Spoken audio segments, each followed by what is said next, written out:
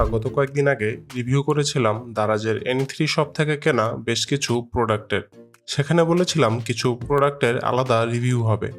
সেই তালিকায় ছিল JEI এর একটি M.2 NVMe PCI কার্ড, 65 ওয়াটের একটি charging adapter, multifunctional storage box এবং একটি রিচার্জেবল LED হেডল্যাম্প। এই তালিকা থেকে আজকে প্রথমে থাকছে 65 ওয়াটের এই চার্জিং অ্যাডাপ্টারটি। যেহেতু এটি দারাজ থেকে অর্ডার করা এবং চায়না থেকে এসেছে, তাই সম্ভবত ওজন কমাতে এর সাথে আলাদা কোনো বক্স এবং ম্যানুয়াল দেয়নি, অথবা নন ব্র্যান্ডের প্রোডাক্ট হওয়াতে এমনটা হতে পারে। সাদা এবং কালো রঙের দুইটি কালার ভেরিয়েন্টে পাওয়া যায় এই চার্জিং অ্যাডাপ্টারটি। এছাড়া UK, EU এবং US এই তিনটি প্লাগ টাইপে পাওয়া যায় এই চার্জিং অ্যাডাপ্টারটি। এছাড়া দারাজে এই প্রোডাক্টটির অসংখ্য পজিটিভ রিভিউ রয়েছে।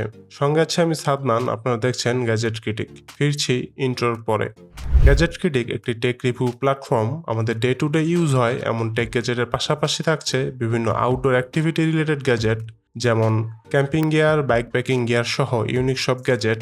এছাড়াও থাকছে টেক বিষয়ক ইনফরমেটিভ ভিডিও, পডকাস্ট এবং গ্যাজেট ক্রিটিসিজম। এবার একটু আউটলুক ইন্সপেকশন করা যাক।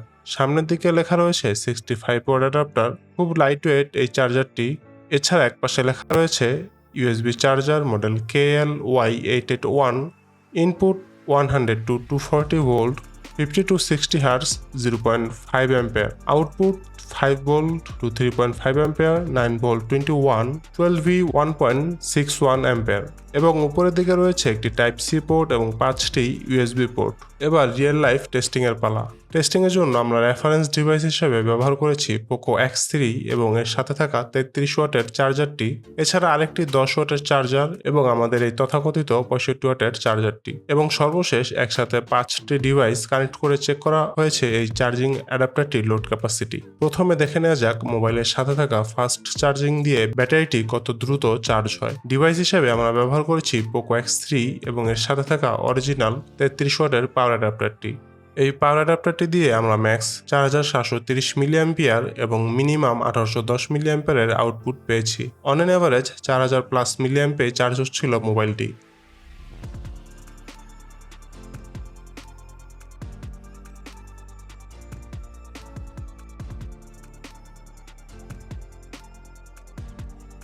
এরপর আমরা ব্যবহার করেছি শাওমির আরেকটি 10 ওয়াটের চার্জার। এই চার্জারটিতে আমরা ম্যাক্স 1590 এবং মিনিমাম 1470 ওয়াট আউটপুট পেয়েছি। এই চার্জারটি মোটামুটি 1500 মিলিঅ্যাম্পে আউটপুট দিতে পারছিল।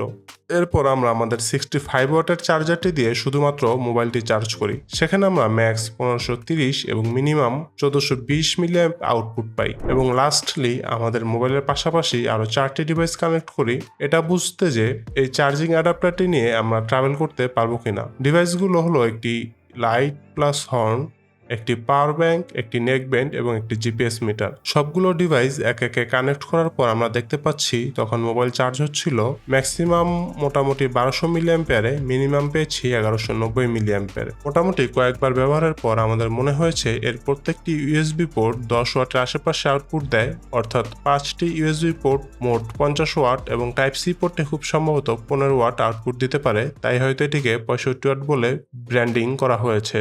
আমাদের এই ভিডিও রেকর্ডিং এর সময় টাইপ সি পোর্টটি টেস্ট করতে পারিনি। আমাদের ইচ্ছে ছিল এই অ্যাডাপ্টারটি টিয়ার ডাউন করার, আপাতত সেটিও সম্ভব হচ্ছে না। যাই হোক, 65 ওয়াট দেখে যদি ভাবেন এটি একটি ফাস্ট চার্জার, তাহলে আপনি ধরা খাবেন। কিন্তু যেসব ডিভাইসগুলোকে চার্জ করতে ফাস্ট চার্জিং এর প্রয়োজন হয় না, সেই ডিভাইসগুলো আপনি এই চার্জিং অ্যাডাপ্টারের মাধ্যমে অনায়াসে চার্জ করতে পারবেন। এবং এটি হতে পারে আপনার ট্রাভেল কিংবা নিত্যদিনের একটি গ্যাজেট। যদি আপনাদের আমার মতো একসাথে অনেকগুলো ডিভাইস একই সময়ে চার্জ করা প্রয়োজন হয়, তবে এটি হতে পারে একটি ভালো অপশন।